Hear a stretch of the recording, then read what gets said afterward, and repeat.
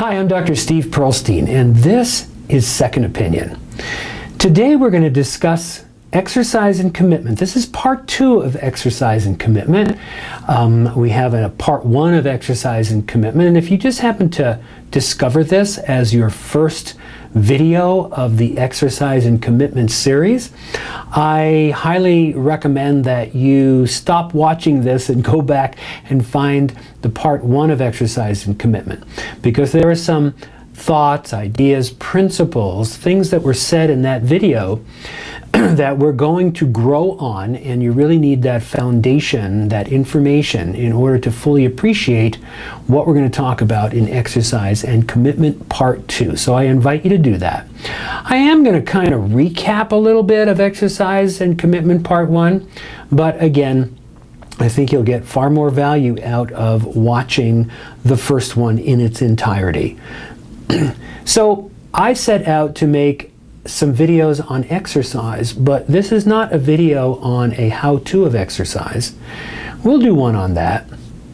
This is a video on, shall we say, the conundrum of exercise, the fact that we want to exercise but that we don't. And what is that? And can we unconceal some of that which is in the way of us being successful with exercise? And we talked about exercise as a commitment. In fact, in the discussion, it was pretty obvious that we're talking about a commitment to oneself, and that perhaps there's a problem with our relationship between ourselves and commitment, because exercise doesn't really function in all its glory, and you don't really get what you want from exercise without being committed to it. And therefore, one has to establish a relationship with exercise that is founded, and the foundation of that is commitment. So we're going to extend this conversation. I had everyone in part 1 of exercise and commitment begin the inquiry. Again, this is an inquiry. This is not where I am the authority and I have the answers. Not at all. This is an inquiry. This is something that we do to inquire into the conversation of exercise and commitment and see what we find.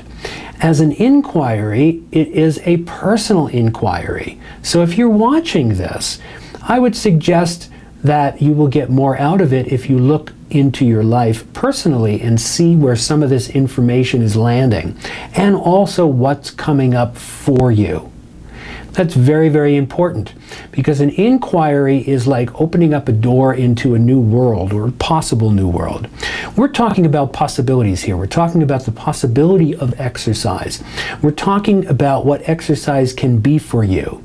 I mentioned in the first part that everybody wants to be a millionaire, but very few are. And the reason is that if it was just wanting to be or have something that was sufficient in and of itself, then we would all have every bit of what we wanted. But that's not the case. There's getting from point A to point B, and the in-between, the process of A and B, is actually the most important part. The goal is very important, a particular type of fitness or weight loss, but it's the process that if you don't pay attention and be totally present to the process of going from A to B, you're probably not going to get to B. So that's really at the heart and soul of commitment in relation to exercise. And what I want to talk about is, what does it take to get from A to B? In the first part, we brought up this question: am I willing to entertain the thought of having exercise in my life? And that's a beginning question.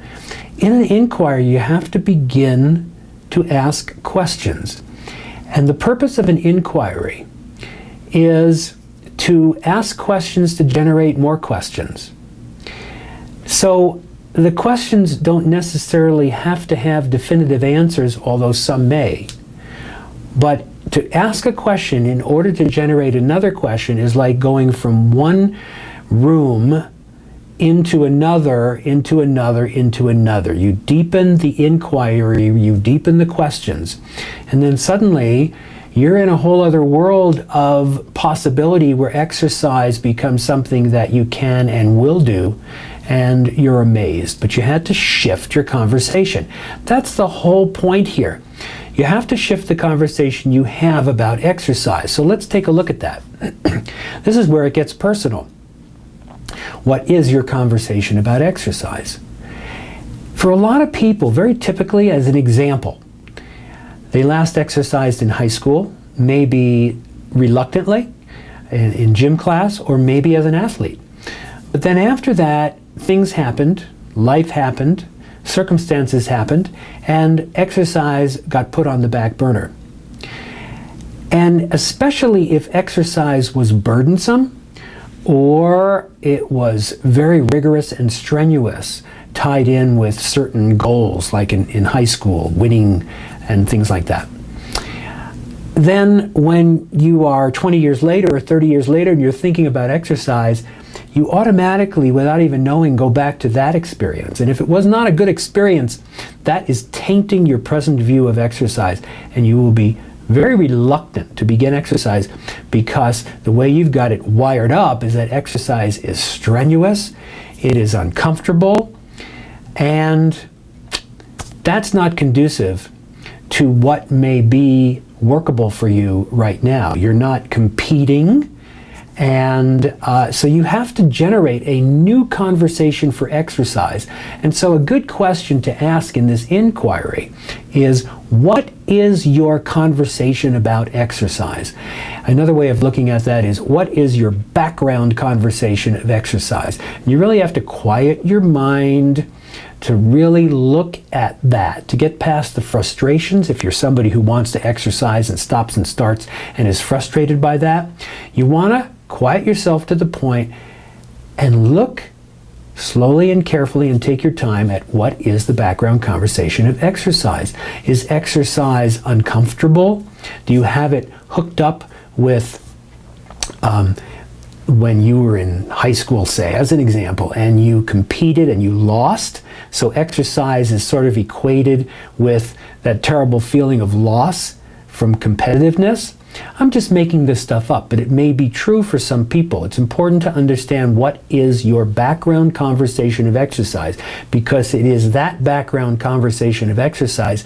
If it doesn't match what a productive conversation with exercise in the present tense would be, that's going to stop you from having that productive exercise situation in your life, having it be meaningful and having you get your goals. Because you literally may be stopping yourself from getting the result you want with exercise. So take a look and see what the background conversation is. And within that, you can continue to ask yourself the question, are you willing to entertain the idea of exercise in your life? If you've gotten to the point where that is a yes, and if you remember from part one, I said, if it's no, continue to ask the question until it becomes a yes. You can move on to the next question. Am I willing to do exercise in my life? Am I willing to perform exercise in my life? If you're into that as a yes, and you move past that, then you can begin to ask yourself, what kind of exercise would I like? What kind of exercise would light me up? What kind of exercise would want me to exercise? And you can look at what works for you and what doesn't work for you. For some people, going to a gym is what really works for them. And some people, it does not. They want to do it at home. Do you want to do exercise videos and follow along? There's web-based exercise videos. Do you want to do that? There's so many ways that you can be productive with exercise in this day and age that you can explore so many different possibilities and opportunities. What types of exercise do you like? You definitely want to start small. And what kind of exercises would be easiest for you to begin with? It doesn't matter how small an exercise program is, just that you begin it. So once again, we're kind of back to commitment. If you have a commitment towards doing exercise, that also means that you're willing to do whatever it takes to get it off the ground and keep it going. And you want to do it in such a way that you have positive experiences of every time that you do exercise, which the next time you do your exercise, you remember the last time and you say, that was enjoyable, or that was fun, or I can do this, and you continue on. It's the momentum that you create from positive experiences of doing exercise. Again, it doesn't have to be super rigorous, and you don't have to be sweating, and you don't have to try to produce results all at once, because you're not going to, depending upon your age, but that's what you have to focus on. Generating a new conversation for exercise, generating a new relationship with exercise, and you will get what you want. So, I hope that this video, part 2, has been equally as informative as part 1, and that you now have a different take on exercise and commitment. We're going to do part 3, in which we take a look at certain types of exercise and also really the proper way of beginning an exercise program if you haven't in quite a while.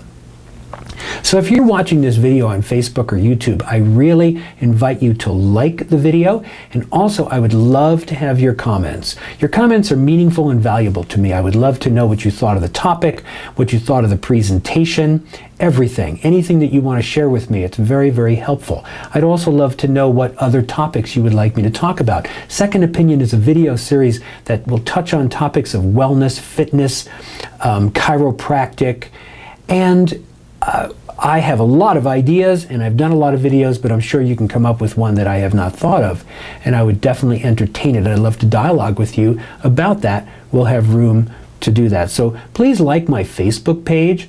Go to my website. The videos are all over the place on YouTube. Yes, tell your friends about them. I would appreciate that. So I'm Dr. Steve Perlstein, and again, this is Second Opinion.